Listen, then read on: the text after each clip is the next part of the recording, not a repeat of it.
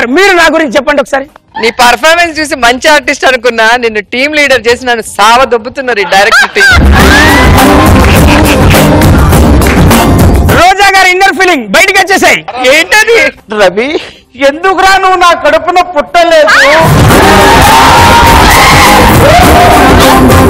రోజు నేను నిన్ను దత్తత తీసుకుందాం అనుకున్నాను, కానీ అప్పటికే బాబు గారు దత్తత తీసుకున్నారని.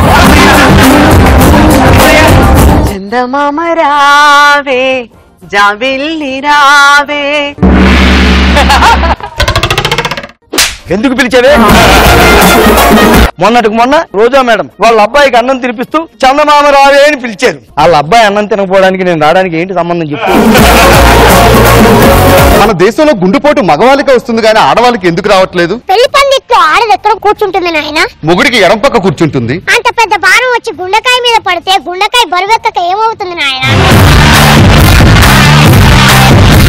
వదిలేపోయి 4 సంవత్సరాలైంది డేవిడ్. అప్పటి నుంచి ఒంటి చేత్తో ఈ చేత్తో అన్ని పనులు చేస్తున్నారు. కొన్ని సొంత పనులు ఈ చేత్తో చేసుకుంటా. అన్న ఎంత అదృష్టవంతుడు, అప్పుడే వదిలిపోయిందా? మాకెప్పుడు వస్తుంది అదృష్టం? సంగీత సముద్రంలో మునుగుదాము తేలదామంటే నాతో పాటు పోటీ పడే వ్యక్తులు ఇంతవరకు నాకు గడపలేదు. ఈ సముద్రంలో దాటే పిచ్చివాడే లేరా? రవిగాడు ఉన్నాడు.